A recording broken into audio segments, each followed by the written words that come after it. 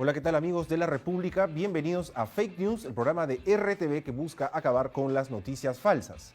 El día de hoy, ya prácticamente a puertas de las elecciones congresales del próximo año, vamos a hacer un pequeño repaso de lo que son las noticias falsas, las fake news y recordar, por supuesto, el propósito principal de este programa. Y para ello tenemos a Alejandra Puente. Ella es directora de Media Hack y está aquí justamente para contarnos un poco sobre esa iniciativa y también para conversar sobre las noticias falsas que, si bien ahorita han bajado un poco por bueno, ya disolvieron el Congreso, puede que comiencen a aumentar con la campaña que estamos a punto de ingresar. ¿Cómo estás, Alejandra? ¿Cómo estás? Muchas gracias por invitarme.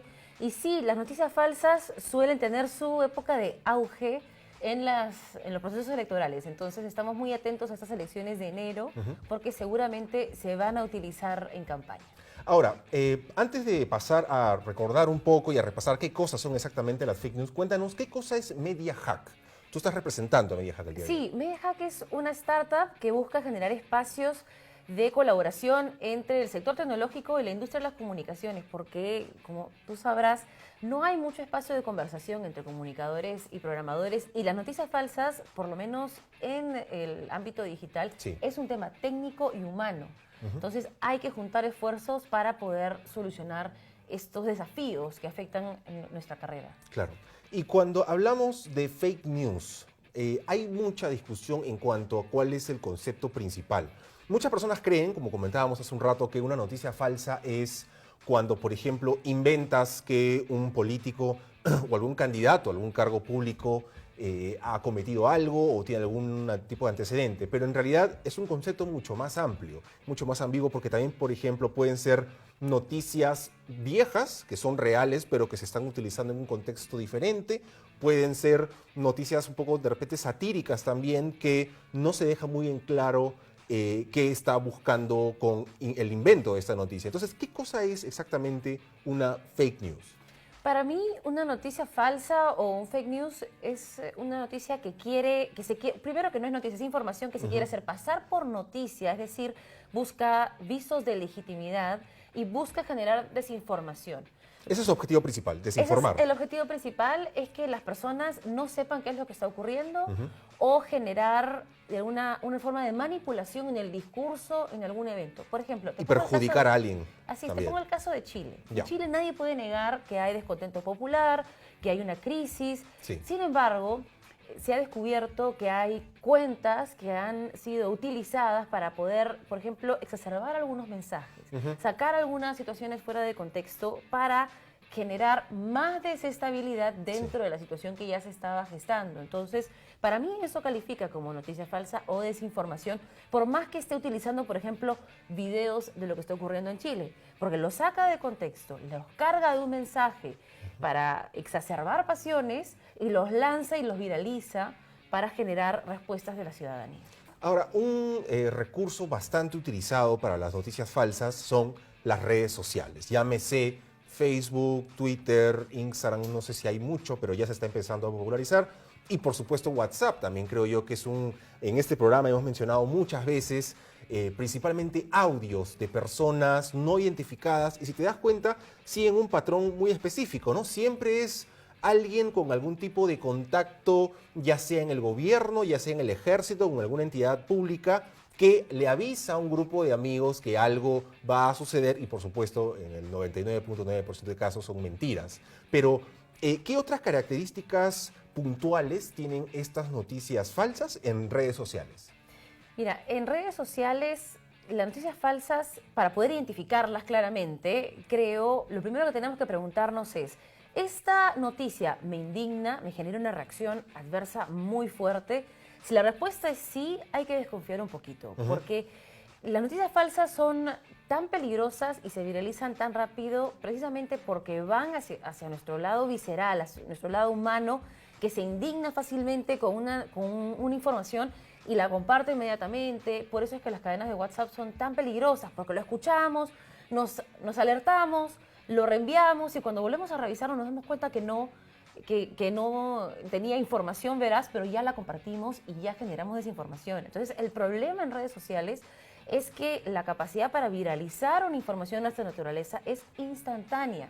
Entonces, si una noticia llega a un medio de comunicación como la República va a hacer que sus periodistas la verifiquen, va a verificar la fuente, va a ver si es que está informando en otros medios, va a llamar a un contacto oficial y luego la va a publicar y eso toma cierto tiempo. Pero una noticia falsa llega a nuestras manos, actuamos en impulso y se viraliza en el instante.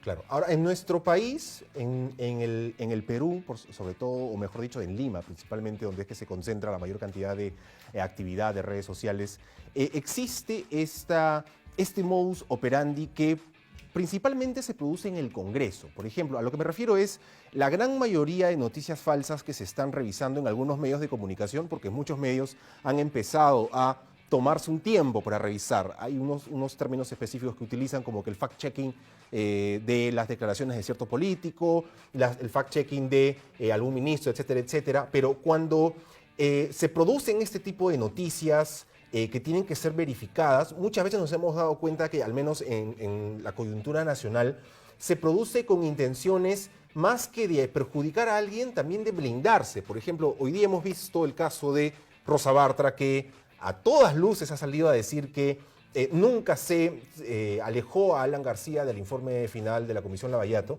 pero hemos visto, tanto en medios de comunicación como en redes sociales, que eso no era verdad, porque si tú revisas el informe final... Pero no sale. No sale el nombre. No sale el nombre, pero yo sí quiero diferenciar dos cosas, ¿no? Nosotros los periodistas a veces nos enfocamos en las declaraciones de los políticos, y los políticos están acostumbrados a darnos información que desvía la atención de la paja que tienen sobre el hombro. Claro. ¿No? Siempre van a buscar quitarse la atención de encima o desviarla hacia otro lado. Pero las noticias falsas para mí son mucho más graves porque incluyen una manipulación tecnológica de la información. Entonces, y te pongo un ejemplo. En Brasil, en las elecciones donde fue electo Jair Bolsonaro, se encontró que todos los partidos políticos habían contratado bots, es decir, cuentas robot, de Rusia, de Venezuela, para generar y propalar noticias falsas de candidatos opositores durante las elecciones. Como lo de Trump con Rusia en el 2016, algo así. Exactamente igual. Entonces, la tecnología que de alguna manera parece que se ha perfeccionado en Rusia está llegando a todos los ámbitos electorales. Se utilizó en el 2016. Se ha denunciado actualmente en la campaña por Elizabeth Warren, que es candidata por el Partido Demócrata, a la candidatura de ese partido. Sí. Y lo peligroso aquí es que, por ejemplo, cuando se trata de una declaración de un político, estas redes sociales no censuran el contenido, por más que sea flagrantemente falso. Y ese es un debate muy importante, porque, por ejemplo, hemos tenido a Mark Zuckerberg, que su Ayer con presentación... Alexandria Ocasio. Así es, que su presentación ante el Congreso estadounidense ayer dijo que prefería permitir, por ejemplo, que se publique un anuncio dando una fecha errada de la elección a una población que no va a votar por ti, a censurar a un candidato y limitar su libertad de expresión. En aras de la democracia y en aras de la libertad, supuestamente esa es la excusa de Zuckerberg. Pero la pregunta que nos hacemos Claro. es, permitir que se pague un anuncio publicitario con información falsa, porque no estamos hablando de una declaración al aire libre, Sí, sino claro. pagar un anuncio publicitario con información falsa, ¿es libertad de expresión? ¿Constituye parte de un proceso electoral democrático? Es una pregunta que hoy no tiene respuesta. Ahora, este tipo de mecanismo que tú bien mencionas, aquí en Perú se ha utilizado, por ejemplo, en campaña del 2016, no sé si recuerdas mucho, se hablaba, por ejemplo, de los fujitrolls, ¿no? Que eran usuarios de redes sociales que se amparaban en el anonimato, por supuesto, que hacían este tipo de comportamiento exacto, ¿no? Difundir información falsa, difundir declaraciones con ciertas intenciones, pero no sé si eso es lo que yo quiero preguntarte. Este tipo de comportamientos, las consecuencias que hemos visto han sido pues un poco de mellar la honra de ciertas personas, pero ¿hay algún caso en particular en nuestro país que una noticia falsa haya conducido a alguien a una consecuencia negativa? O sea, por ejemplo, cuando pasó, no sé si recuerdas, no sé si fue en el 2016, en diciembre, que salió esta noticia falsa de que estaban secuestrando niños en Huaycán y casi linchan a dos personas. O sea, digamos, ese sí es una consecuencia en el mundo real de este tipo de noticias falsas. ¿Qué otros casos conoces? Mira, yo lo veo constantemente contra los venezolanos en el Perú, ¿no? Si es que hay ciudadanos venezolanos que cometen delito, No lo dudo, seguramente hay, como hay de todas las nacionalidades y muchos peruanos también que cometen delitos. Pero hay una campaña sistemática en redes sociales para difundir noticias falsas en contra de los venezolanos en nuestro país. Eso evidentemente tiene otros objetivos. ¿Como cuál, por ejemplo? Como por ejemplo generar rechazo en los países que han acogido, a los venezolanos en los países que han acogido a la migración, al éxodo venezolano por parte de Venezuela. Entonces no sabemos quién está detrás, pero podemos suponer a quién le conviene. Sí, claro. ¿Verdad? Generar rechazo a los ciudadanos venezolanos en otros países para desincentivar que se continúen impulsando políticas migratorias a favor de recibir migrantes venezolanos. Entonces, en el Perú, esa es una campaña producto de la desinformación y de noticias falsas, y hay muchas cuentas, robots, que no, cuando digo robots no me refiero a un robot como el que conocemos, como un Artudito. Claro, claro. ¿No? O un Wall-E. No, Sí, sí, me sí. refiero a Un algoritmo. a un algoritmo, Claro. o una cuenta manejada por, o sea, una persona que, por ejemplo, yo puedo emitir un mensaje de Twitter cada 15 segundos si escribo sumamente rápido. Bueno, con cuentas robots yo puedo emitir 1000 mensajes de Twitter en 5 segundos. Y es más, hay opciones, hay páginas web que te venden este tipo de actividad, ¿no? No solamente tweets, sino también interacciones, Así es. retweets, ¿Y likes, qué haces con eso? etcétera, etcétera. Pones temas en tendencia, ¿no? Y levantas algo. Diriges la atención hacia temas particulares. Entonces, con lo que tú mencionabas de políticos que quieren desviar la atención de sus casos, sale un caso de corrupción, inmediatamente explota una noticia, Claro. por otro lado, o se realza una noticia actual, pero se genera mucha conversación alrededor de ese tema con el objetivo de desviar la atención. Entonces, si tú te das cuenta, esos tipos de distractores son muy perjudiciales, especialmente en contextos electorales. Porque si es que nosotros no podemos elegir bajo información verdadera a nuestros candidatos, a nuestros presidentes, a nuestros congresistas, ¿realmente estamos participando en una democracia? ¿Realmente estamos ejerciendo un voto libre? Justamente hablando sobre ese tema, nosotros ya sea como gente que trabajamos en prensa o como ciudadanos de a pie, ¿cómo podemos combatir estas noticias falsas? Facebook intentó en un principio poner esta opción en la cual cuando tú publicas una noticia en el timeline, te sale un poco de información respecto al medio que se está publicando.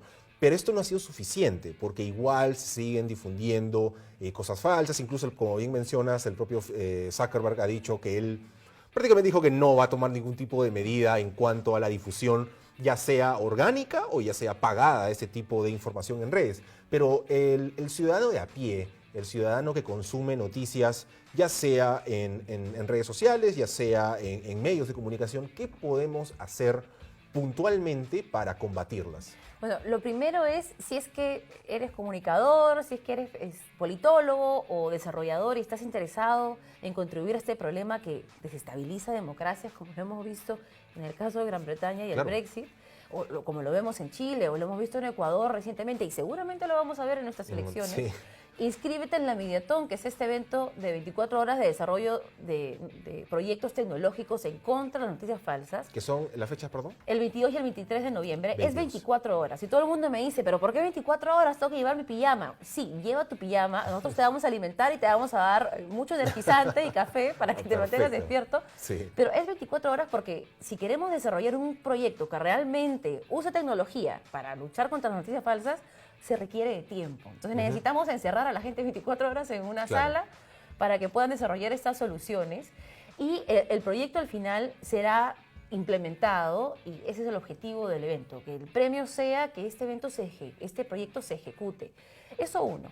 Los demás ciudadanos lo que podemos hacer es informarnos. Entonces, si nosotros vemos una noticia que nos desata una emoción muy fuerte, por más que corrobore nuestros estereotipos, porque eso es lo más peligroso, hay que revisar la fuente. Hay que, si es que se puede, hacer una búsqueda inversa de la información que contiene la imagen. Clic derecho, vemos el link de la información de la imagen. Vamos a una búsqueda inversa en Google y vamos a poder ver si esta imagen ha sido utilizada en otros medios, si está propalando esa información en otros medios de comunicación o si ha sido sacada de contexto para generarnos desinformación. Tercero, verificar la fuente. Si no es una fuente confiable, no compartirlo, ¿no? Y preguntarle a nuestros conocidos si han escuchado sobre este tema antes de compartir una noticia. Ahora, esos todos son procesos muy manuales y muy engorrosos.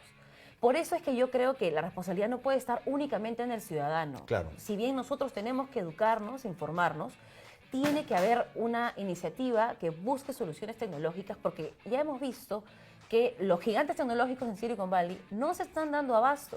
O sea, Mark Zuckerberg en Facebook acaba de contratar a un batallón de periodistas para hacer fact-checking. O sea, una empresa de tecnología está contratando fuerza laboral manual Claro. para poder hacer fact-checking. Porque no pueden. Porque no combatirlo. pueden con inteligencia artificial. O sea, el contexto que tiene un periodista para poder discernir una información verdadera o falsa es necesario. Entonces, si ellos no tienen la solución, bueno, hay que hacer el esfuerzo por traérsela desde otros ámbitos. Claro. Entonces, digamos, si bien el ciudadano, digamos, es un poco difícil que pueda combatir contra estas noticias, pero una vez que ha verificado o que hemos de repente comprobado que en efecto alguna noticia es falsa o está descontextualizada o existe algún tipo de información que no es precisa, lo primero que tiene que hacer es dejar de compartirlo, porque muchas veces vemos también de que personas, no sé si has visto tal vez alguna vez en redes, que se quejan de una noticia o señalan que es falsa, pero la siguen compartiendo. Digamos, una buena medida que podemos tomar, más allá de lo que tú has mencionado también, es, en realidad todo se resume en tomarse un poco más de tiempo, ¿no? Tener un poco más de cuidado cuando compartimos un audio, cuando se lo reenviamos tal vez a un familiar, porque esa persona se lo puede enviar a un grupo y así seguirse esparciendo.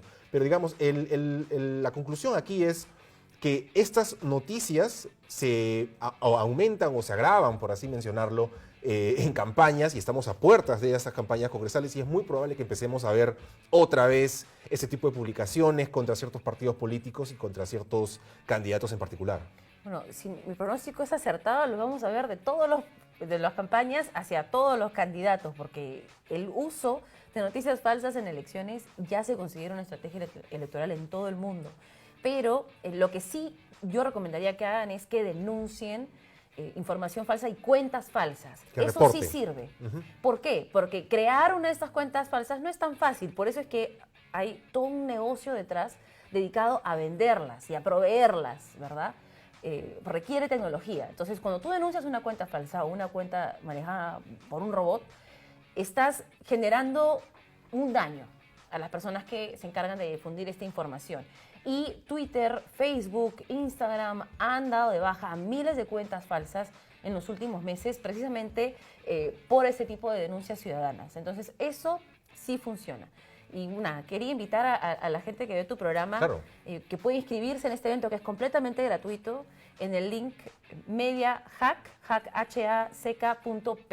Ahí van a encontrar toda la información. Entren a la web y ahí van a encontrar toda la información, los links para la inscripción y toda esta descripción de lo que van a hacer en estas 24 horas, que creo que es la primera vez que se hace un evento así de particular, ¿no? Así es, esa es la primera vez que en América Latina se hace una jornada de desarrollo de proyectos en español para luchar contra las noticias falsas con tecnología.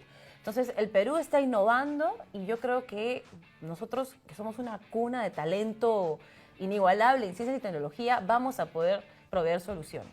Muy bien, Alejandra, te agradezco mucho por estar en el programa.